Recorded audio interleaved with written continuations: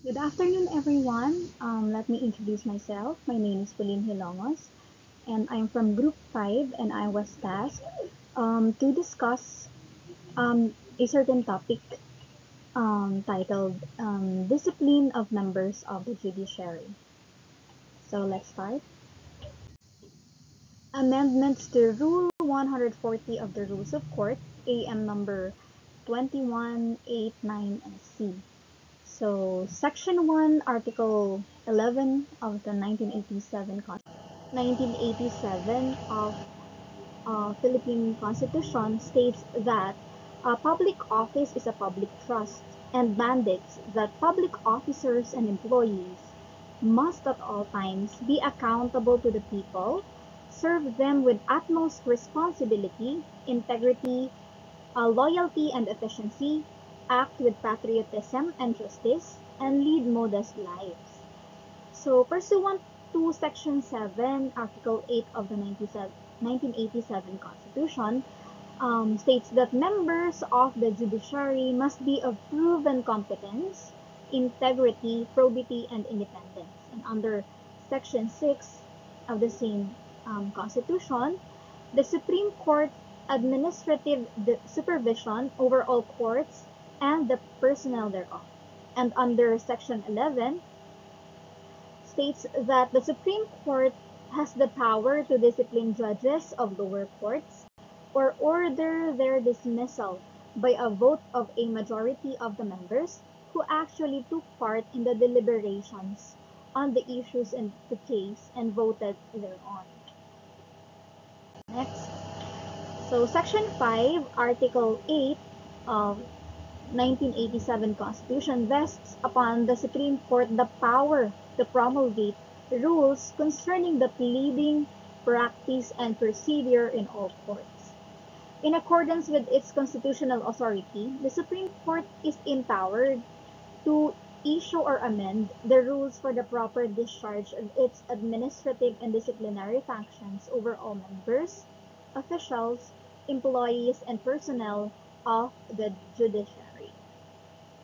The Supreme Court crafted two separate body of rules to govern administrative disciplinary cases.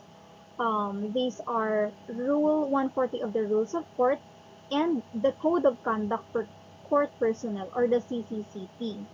Uh, the Rules of Court, Rule 140, which is originally applied to justices of the Court of Appeals, the Sandigan Bayan, and the Court of Tax Appeals, and judges of the lower courts. And it provides for a framework of administrative discipline that, among others, includes a list of administrative offenses with their own nomenclature, classification, and corresponding penalties. So, under the Code of Conduct for Court Personnel, it applies to all other officials, employees, and personnel of the judiciary who are not justices or judges of said courts. Um, it is merely it incorporated the framework of offenses and penalties as provided in the civil service rules.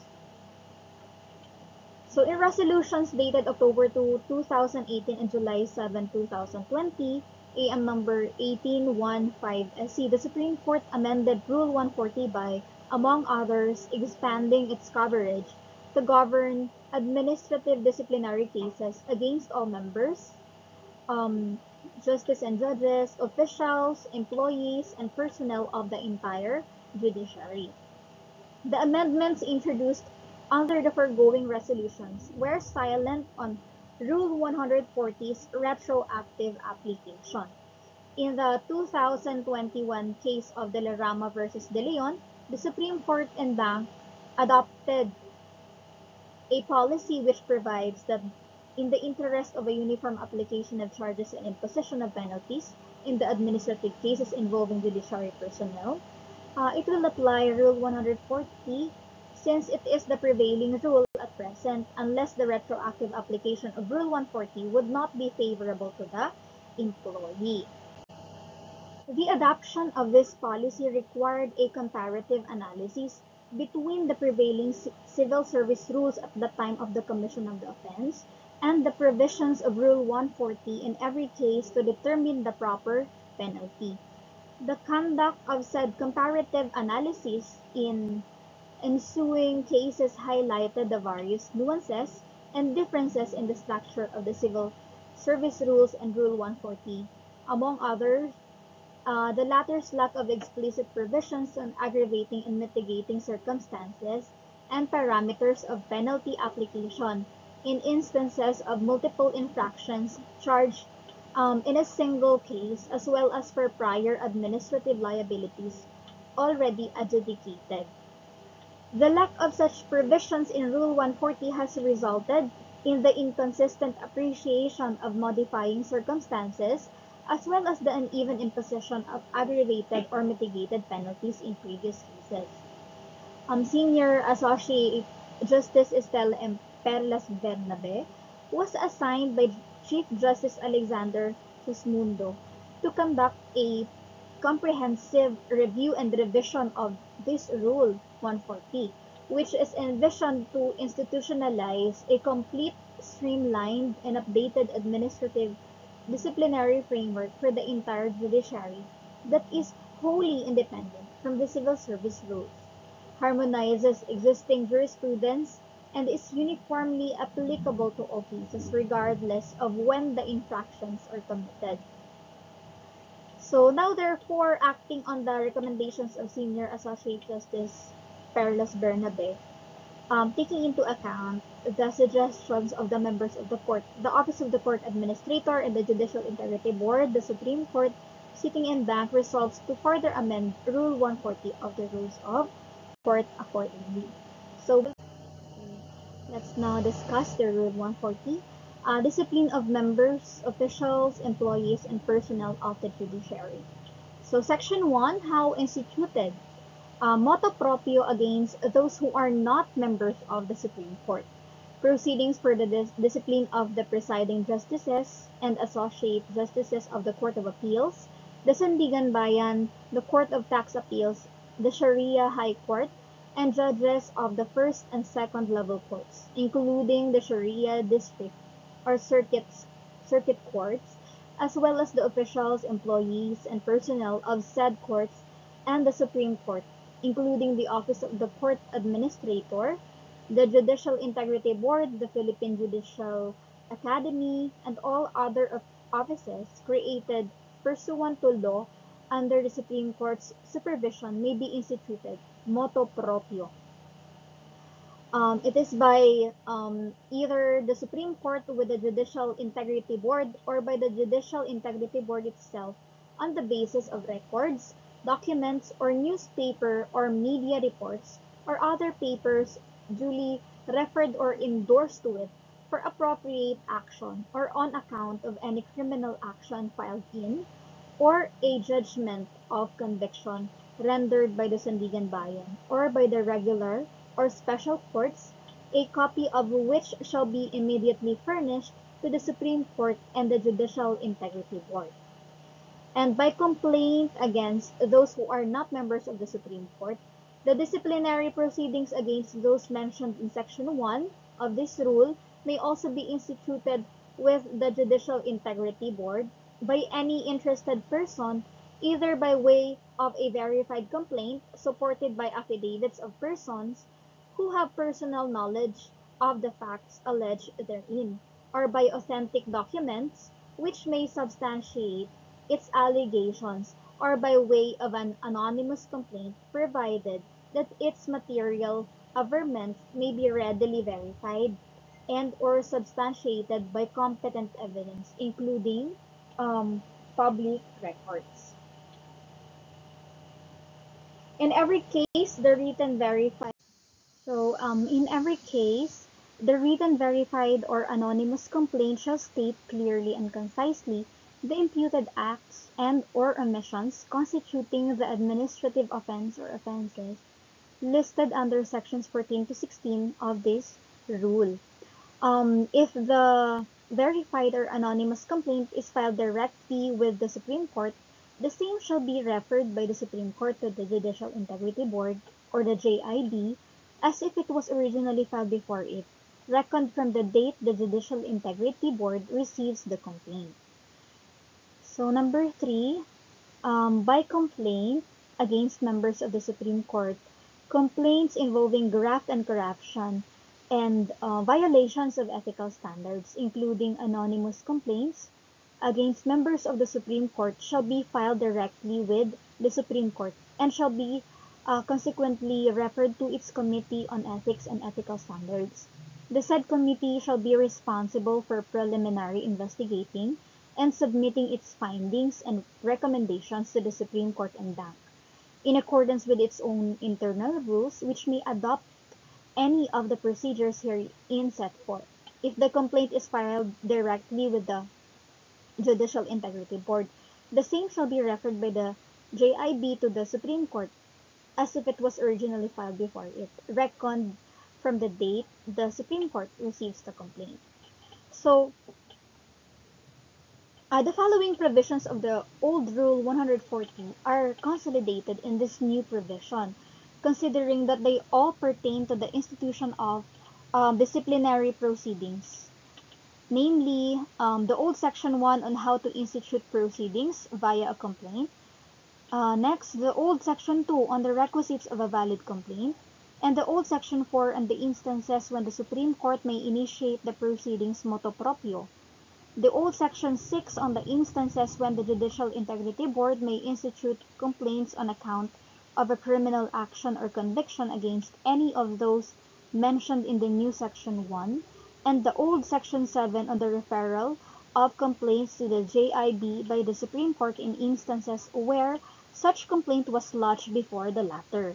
For clarity, this provision is divided into three parts. The first part is the institution of proceedings motu proprio, either by the Supreme Court or JIB, against non-Supreme Court justices.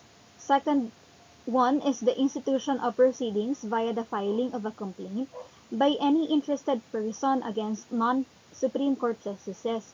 And third, the institution of complaints against Supreme Court justices. Notably, the third portion recognizes that the JIB does not have jurisdiction over complaints against Supreme Court justices, and hence such complaints directly filed before the JIB shall be transferred to the Supreme Court, particularly its Committee on Ethics and Ethical Standards.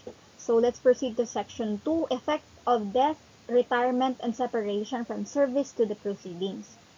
Circumstances already existing prior to the institution of the proceedings.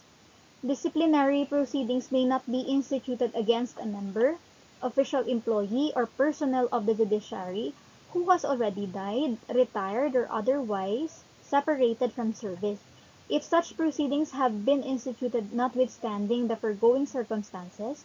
The administrative case against said member, official employee, or personnel of the judiciary shall be dismissed. Number 2, circumstances supervening only during the pendency of the proceedings. However, once disciplinary proceedings have already been instituted, the respondent's supervening retirement or separation from service shall not preclude or affect the continuation of the same, provided that the supervening death of the respondent during the pendency of such proceedings shall result in the dismissal of the administrative case against him or her. This is a new um,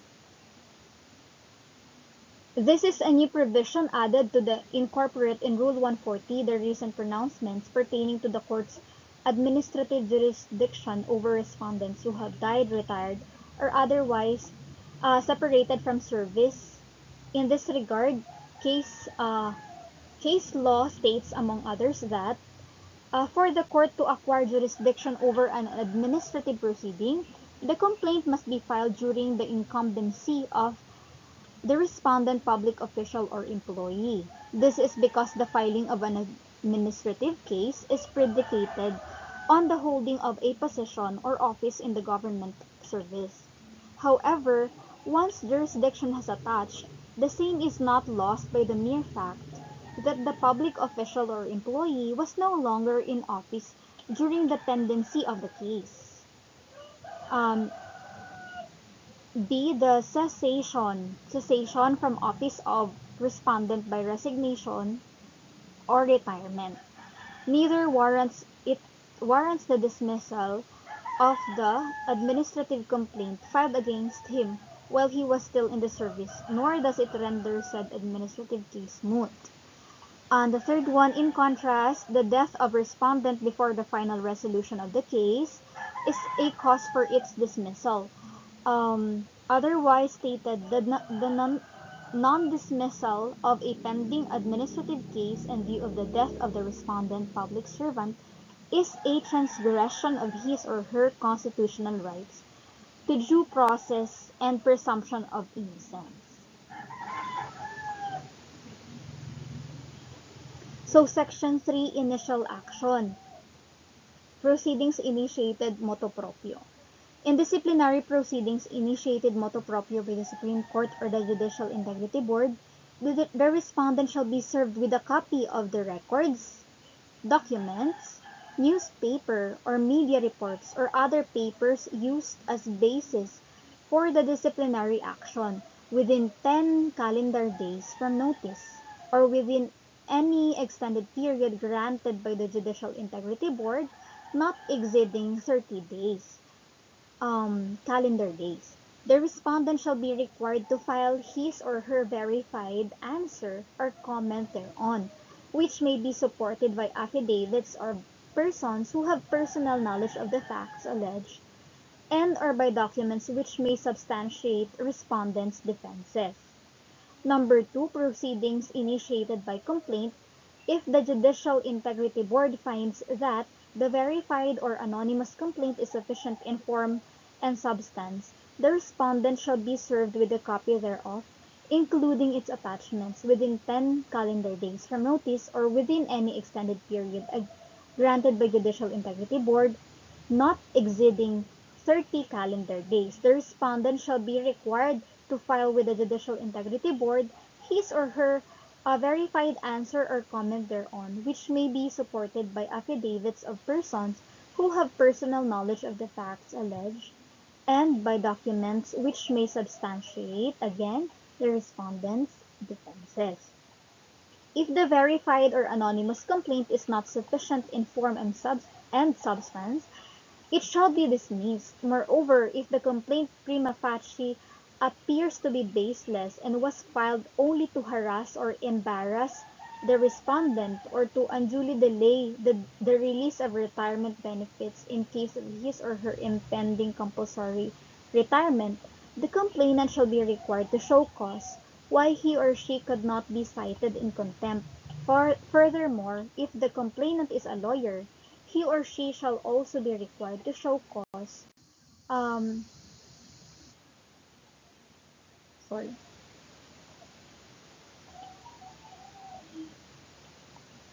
um, to show cause why he or she should not be administratively sanctioned as a member of the Philippine Bar and as an officer of the court. Number 3, consequence of respondent's failure to answer or comment. Failure of the respondent to file his or her verified answer or comment in accordance with the Section 3 or above shall, unless otherwise justified, result in his or her waiver to participate in the proceedings, and the investigation may proceed based on the available evidence on record. Prohibited pleadings, motions for bill of particulars, clarification, dismissal or quashal, and memoranda are prohibited pleadings, and as such shall only be noted without action and attached to the records. So the following provisions of Rule 140 are consolidated here as they all pertain to the notice of the complaint to the respondent and the consequent order for him to file a responsive pleading. The old Section 3 on the JIB's initial action on the complaint, the old Section 5 and 10 both pertaining to the notice to and answer of respondent, and the old Section 11 of Rule 140 on clearly baseless complaints. Likewise, the threat of citation for indirect contempt against the person filing the baseless complaint should not be limited to scenarios where the respondent is nearing compulsory retirement. Rather, it should extend to all instances of baseless complaints, as the filing thereof is tantamount to a mockery of judicial processes.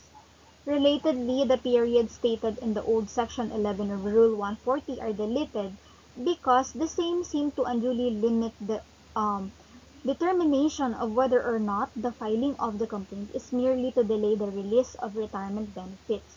Furthermore, the provision now uses calendar days for clarity. Finally, this section is mainly divided into four paragraphs. The first describes the procedure and proceedings instituted motu proprio by the Supreme Court and the JIB.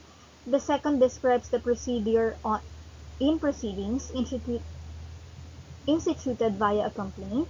The third provides for the repercussions should the respondent fail to file any responsive pleading, and the last provides for the prohibited pleadings.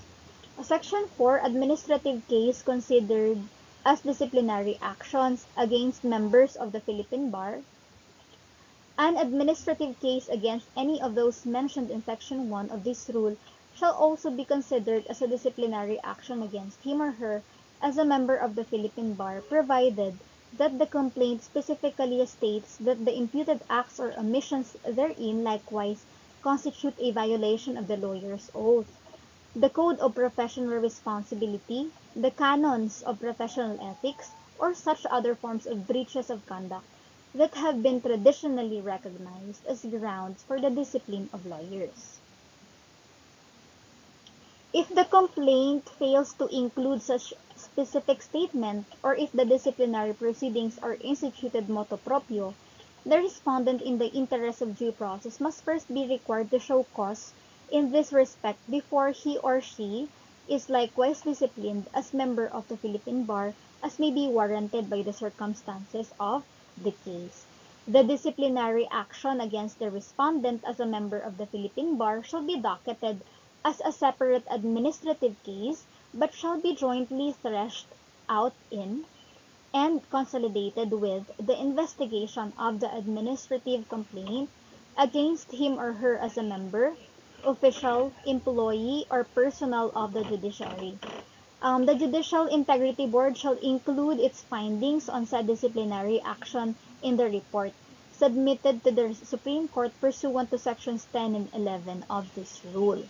So the old Section 9 of Rule 140 is transferred here, as the provision relates to the allegations contained in the complaint rather, and the appropriate action of the Judicial Integrity Board. Further, to afford due process to the respondent, a revision is introduced in that a. There should be an explicit statement in the complaint that the acts omissions complained of are also grounds for disciplinary action against a respondent who is a member of the Philippine Bar, or b. In the absence of the complaint's specific statement to said effect, or in motu proprio proceedings, the respondent must be first required to show cause as to why he or she should not be disciplined as a member of the Philippine Bar, as may be warranted by the circumstances of the case. It bears clarifying, however, that in the latter instance, the issuance of the show cause order will not ipso facto result in the institution of an administrative disciplinary case as a member of the Philippine Bar against a respondent lawyer. The AC proceedings may only be instituted if the respondent lawyer's response to show cause order is insufficient. Let's go to Section 5. A preventive suspension of respondent. The Supreme Court may motu proprio or upon recommendation of the Judicial Integrity Board order the inventive suspension of the respondent without pay and other monetary benefits for a period not exceeding 90 calendar days unless earlier lifted, or further extended by the Supreme Court for compelling reasons upon the lapse of the 90 calendar day period or any extended period of preventive suspension ordered by the Supreme Court. The respondent shall be automatically reinstated in the service. unless the delay in the disposition of the case is due to the fault of negligence of or other causes attributable to the respondent, in which case the period of delay shall not be included in the counting of the period of preventive suspension. If the respondent is fully exonerated from any administrative liability, he or she may claim back salaries, allowances, and other economic benefits for the entire period that he or she was preventively suspended. The preventive suspension, among others, may be issued to enable the Judicial Integrity Board to conduct an unhampered formal investigation on the disciplinary action, prevent a crisis or disharmony in various courts, or shield the public from any further damages that the continued exercise by the respondent of the function of his office may cause, or where there is a strong likelihood of his guilt or complicity in the offense charged, or protect the image of the courts as temples of justice.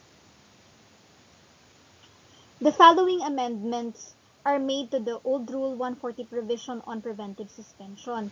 The issuance of a preventive suspension order on account of the request of the complainant is removed as it is improper. The term again, calendar days, is used to clarity. And the period of preventive suspension shall be for a period not exceeding 90 days, calendar days, unless earlier lifted or further extended by the Supreme Court for compelling reasons. The respondent shall be deemed automatically reinstated in the service upon the lapse of that 90-day period. So a clause for the recovery of back salaries, allowances, and other economic benefits in case of the respondent's full exoneration is also added. It bears clarifying that the term full exoneration means that there was no finding or of any administrative liability on the part of respondent. So, Section 6, Procedure for Formal Investigation. When hearings are not required, any disciplinary action against any of those mentioned in Section 1 hereof, which can already be resolved on the basis of the pleadings of the parties, or public of court records, and or other documents or papers on record, shall be deemed submitted for the preparation and submission by the Judicial Integrity Board of its report containing its findings of facts and recommendations to the Supreme Court within 60 calendar days or within such extended period granted by the Supreme Court, not exceeding 30 calendar days from receipt of the said pleadings on and or records or documents. For guidance, the Judicial Integrity Board shall notify the parties that the case has been submitted for resolution without the need for any hearing. So, number 2, when hearings are required, if based on the pleadings of the parties where there is a prima facie case against the respondent which requires actual hearings to resolve substantial factual issues raised, the Judicial Integrity Board shall set such hearings with due notice thereof to the parties. During such hearings, the parties may be heard by themselves on or counsel. If after due notice the complainant or respondent fails to appear, the investigation shall proceed ex parte. Um, Furthermore, the parties may present documentary and or object evidence as well as testimonial evidence in the form of judicial affidavits to serve as the direct testimony of the parties and of their witnesses, after which they may be cross-examined by the other party or parties or through counsel, and may be examined by the chairperson and members of the Judicial Integrity Board. Consolidated in this provision are the following provisions of the old Rule 140, which pertains to the general procedure to follow in the investigation and subsequent resolution of disciplinary proceedings. The old Section 12 on the procedure for resolution of disciplinary actions, the old Section 13 on the setting of the hearing and the respondent's right to counsel, and the old Section 14 on the procedure during the actual hearings. This provision is divided into two main parts, namely 1, when the resolution of the proceedings no longer require hearings, and the number 2 is when such hearings are required. Furthermore, it is understood that the conduct of formal investigations is already subsumed rather, under the general umbrella of conducting hearings, and as such, reference to the former has been deleted. Finally, the proceeding shall use judicial affidavits instead of regular affidavits in light of the current procedure laid down in the 2019 amendments to the Rules of Civil Procedure. So, Section 7, Power of the Judicial Integrity Board during hearings. The Judicial Integrity Board shall have the power to administer oaths to the parties and their witnesses, and to issue subpoenas and testificandum and duces tecum, conduct ocular inspections, and take depositions of the complainant and or witnesses in accordance with the rules of court. The failure or refusal to obey or comply with the subpoena and testificandum and duces tecum issued by Judicial Integrity Board shall be referred to the Supreme Court for contempt proceedings, which shall proceed independently from the administrative proceedings. And number 8, section number 8, non-interruption and non-termination of the investigation for other causes. In addition to the circumstances stated in section 2 of this rule, the investigation conducted by the judicial integrity of the desistance Board of Disciplinary Action shall not be interrupted or terminated by reason of the desistance of the complainant, settlement, compromises, restitution, withdrawal of the disciplinary action by the complainant, failure of the complainant to prosecute the same, or by the respondent having transferred his residence to a foreign country, or by the death of the complainant, subject to the exceptional circumstances as may be determined by the Judicial Integrity Board conformably with case law. It is made clear that the non-interruption of the proceeding shall be for circumstances other than those already stated under the new section 2. In this regard, the clause subject to the exceptional circumstances as may be determined by the Judicial Integrity Board conformably with case law is deemed equally applicable to all the aforementioned circumstances herein, and not only to the death of the complainant. Excuse me. It is well to reiterate, however, that death of the respondent shall remain a sufficient cause for the dismissal of the case. This is in accordance with recent case law, which instructs that the supervening death of the respondent during the pendency of the proceedings shall result in the dismissal of the administrative case against him or her. In Section 9, delegation of authority, the Judicial Integrity Board may delegate to the Office of the Court Administrator the disciplinary investigation of judges involving less serious charges and light charges on Section 15 and 16 of this rule.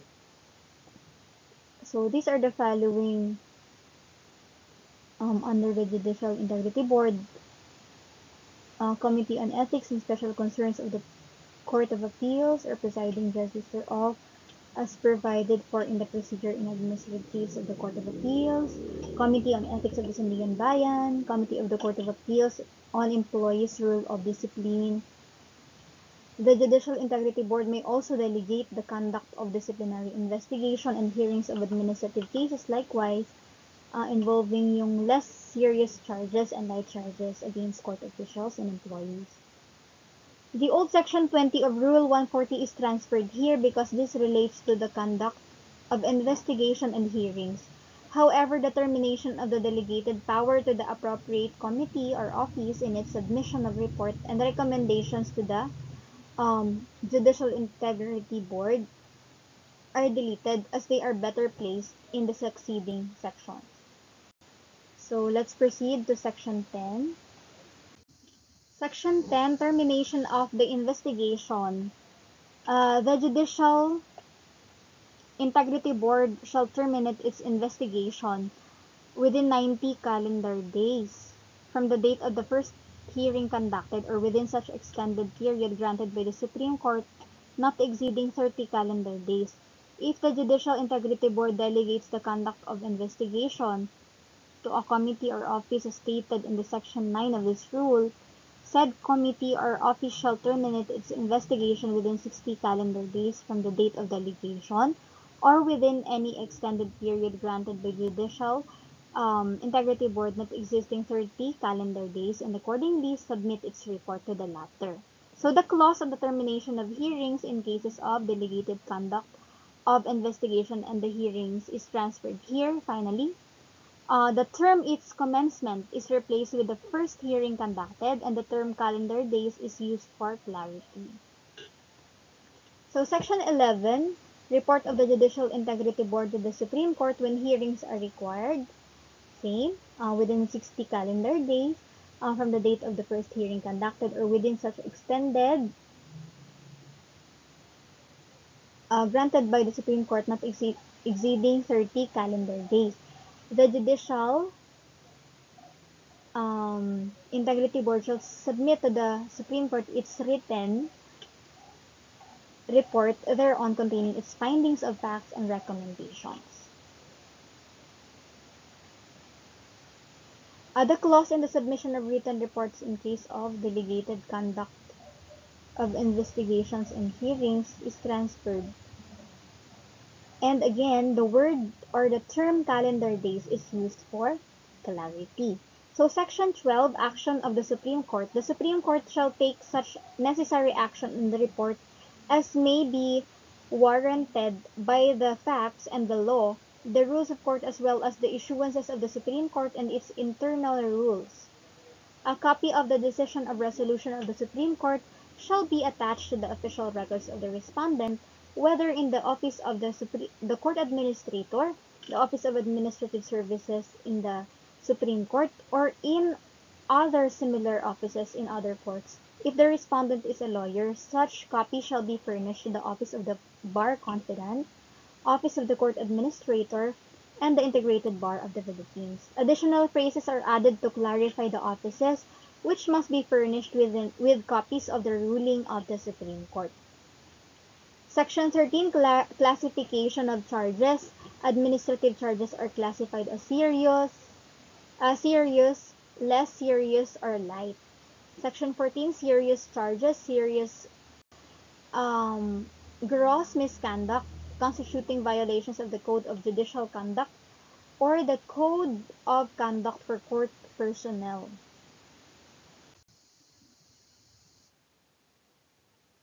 It is observed that violations of either the Code of Judicial Conduct or the Conduct for Court Personnel shall be tantamount to misconduct. To constitute gross misconduct, the violation should be of serious nature and pursuant to case law.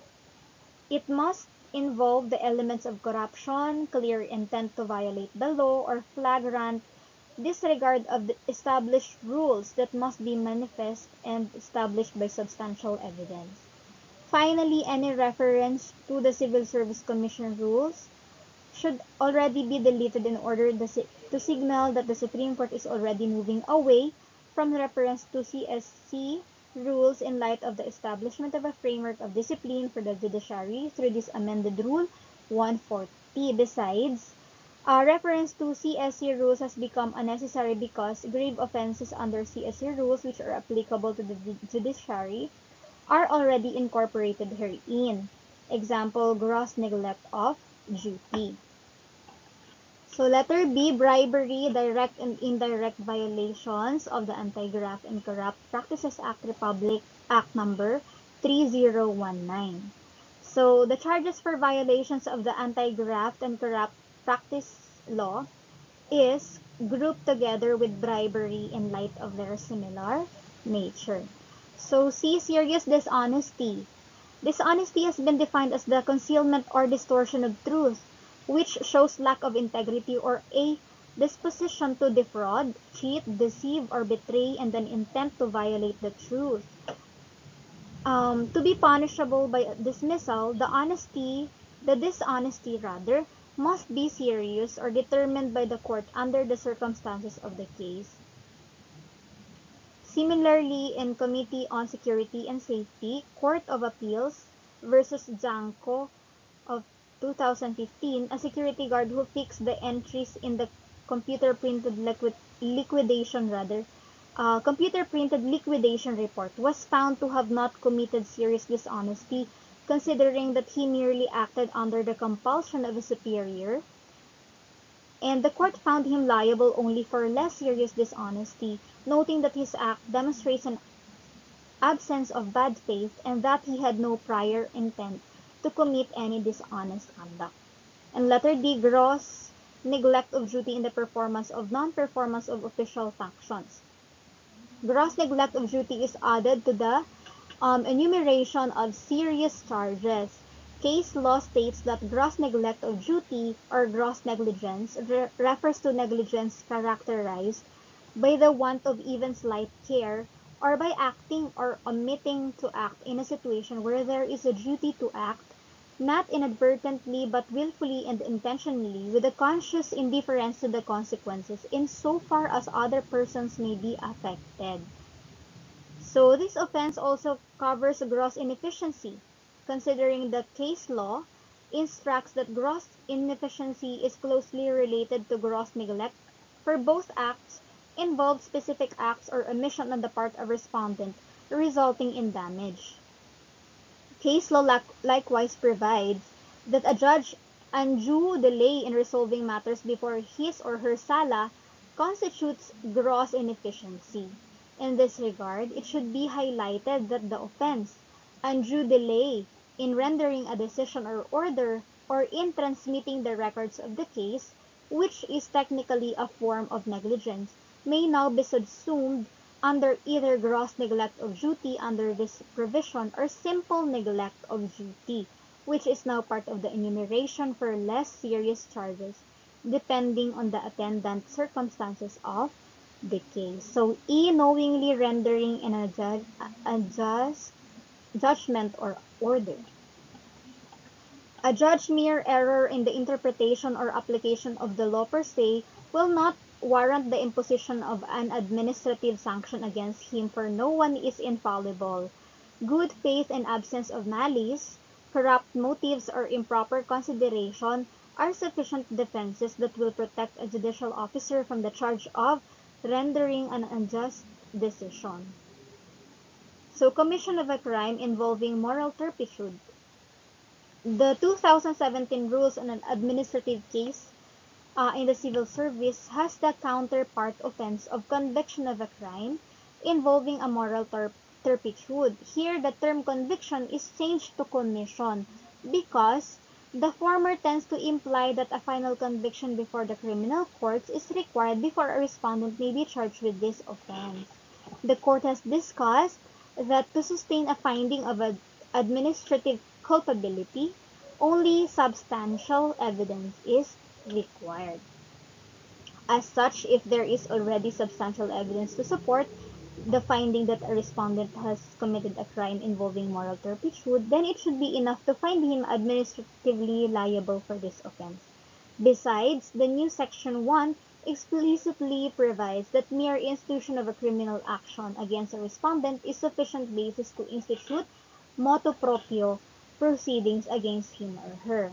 G. Falsification of official documents, including making untruthful statements in the certificates of service, borrowing money or property from lawyers and or litigants in the case pending before the court, gross immorality, gross ignorance of the law or procedure, partisan political activities, grave abuse of authority, and or prejudicial conduct that gravely besmirches or taints the reputation of the service. This charge is added to cover acts or omission which are not strictly part of the performance of one's official function but nonetheless are punished as they diminish or tend to diminish the people's faith in the judiciary. Sexual harassment, gross insubordination, and possession and or use of illegal drugs or substances. If the intention is to prohibit drinking, gambling, smoking within court premises, then such prohibition can be included in a Supreme Court circular and be punishable as a less serious charge. Furthermore, if gambling in public, which may also be considered as a vicious conduct, is considered a light offense only under Section 24 of Rule 140, in fact, both actual gambling and mere presence in gambling casinos are prohibited under the Supreme Court Circular Number 4 issued on August 27, 1980, which is based on Section 5 of Presidential Decree Number 1067B, entitled Granting the Philippine Amusements and Gaming Corporation a franchise to establish, operate, and maintain gambling casinos on land or water within the territorial jurisdiction of the Republic of the Philippines. The resolution of the Court and Bank in Administrative Matter Number 15440, and Paragraph 3 of the Canons of Judicial Ethics. And Section 15, less serious charges. Less serious charges include simple misconduct constituting violations of the Code of the Judicial Conduct of the Code of Conduct for Court Personnel, simple neglect of duty in the performance of non-performance or official functions, habitual absenteeism,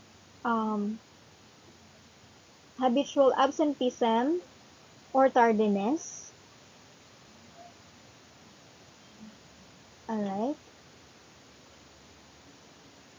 For consistency with habitual tardiness, frequent and unjustified absences without leave is amended to read habitual absenteeism, as stated in the Court's Administrative Circular Number 14-2002. A judicial personnel is habitually absent if he incurs unauthorized absences exceeding the allowable 2.5 days monthly leave credit under the leave law for at least 3 months in a semester or at least 3 consecutive months during the year. Next, unauthorized practice of law, violation of Supreme Court rules, directives, and circulars that establish an internal policy, rule of procedures, or protocol, receiving additional or double compensation unless specifically authorized by law, and simple dishonesty. So, Section 16, light charges. Light charges includes vulgar and unbecoming conduct, gambling in public, fraternizing with lawyers and litigants with pending cases in his or her court, undue delay in the submission of monthly reports, and willful failure to pay judgment debts or taxes due to the government. Section 17, sanctions. If the respondent is guilty of a serious charge, any of the following sanctions shall be imposed. A. Dismissal from service, forfeiture of all or part of the benefits as the Supreme Court may determine, and disqualification from reinstatement or appointment to any public office, including government-owned or controlled corporations, provided, however, that the forfeiture of benefits shall in no case include accrued leave credits, suspension from office without salary and other benefits for more than 6 months but not exceeding 1 year, or a fine of more than 100,000 to not exceeding 200,000. If the respondent is guilty of a less serious charge, any of the following sanctions shall be imposed. Suspension from office without salary and other benefits for not less than 1 month nor more than 6 months. A fine of more than 35,000 but not exceeding 100,000. But if the respondent is guilty of a light charge, any of the following sanctions shall be imposed: a fine of not less than 1,000 but not exceeding 35,000, censure, and reprimand. So, Section 18. Section 18, penalty in lieu of dismissal on account of supervening resignation, retirement, or other modes of separation of service.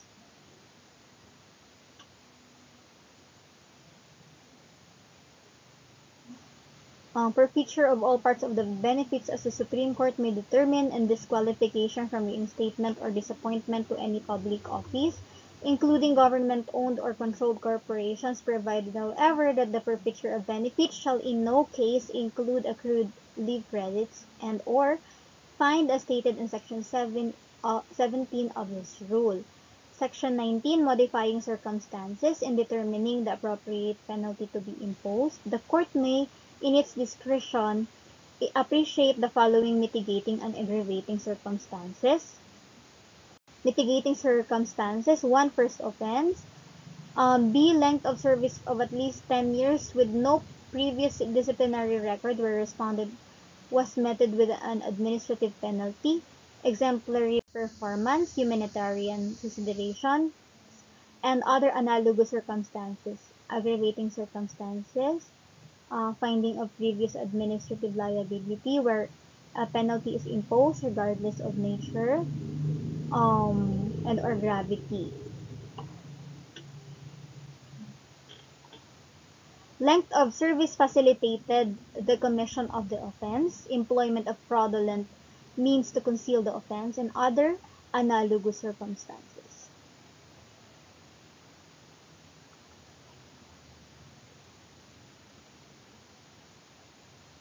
So,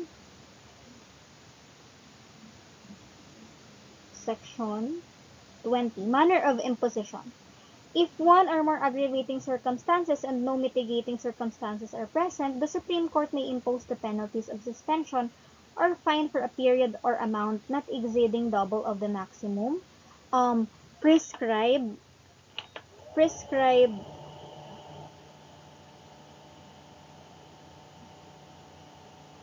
under this rule. So if there are both aggravating and mitigating circumstances present, the Supreme Court may offset each other.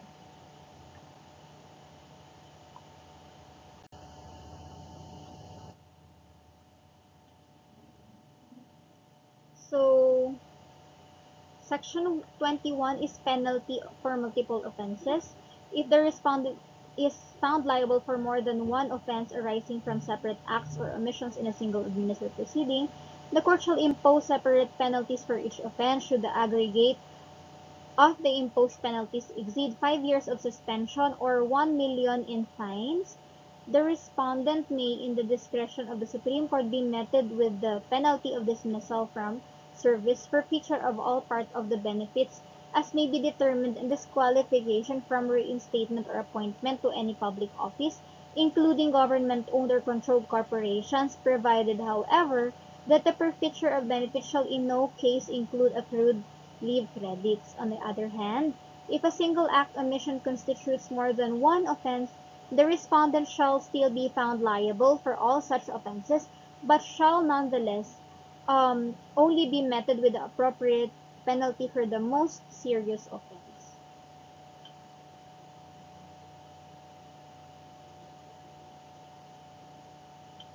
So here, Section 23, immediate executory nature.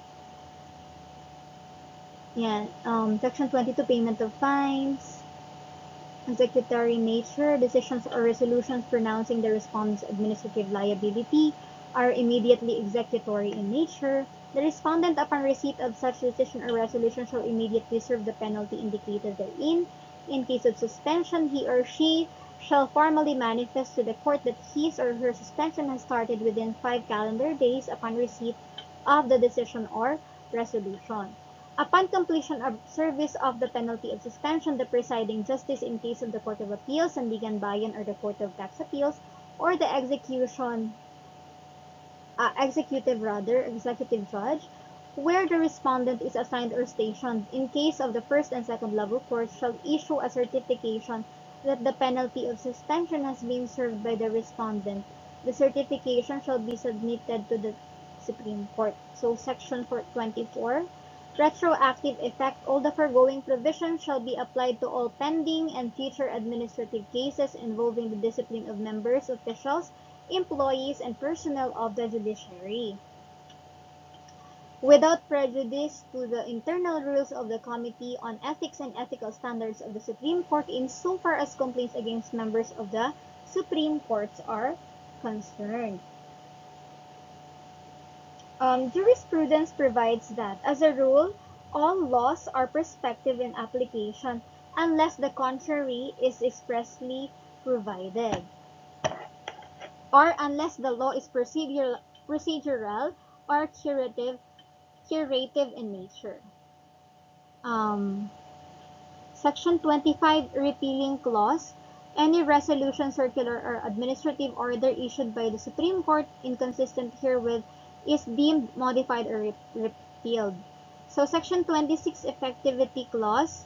This rule shall take effect following their publication in the official gazette or any two newspapers of national circulations dated February 22, 2022. So, that would be all for my report about the discipline and members of the judiciary. Thank you very much, and God bless us all.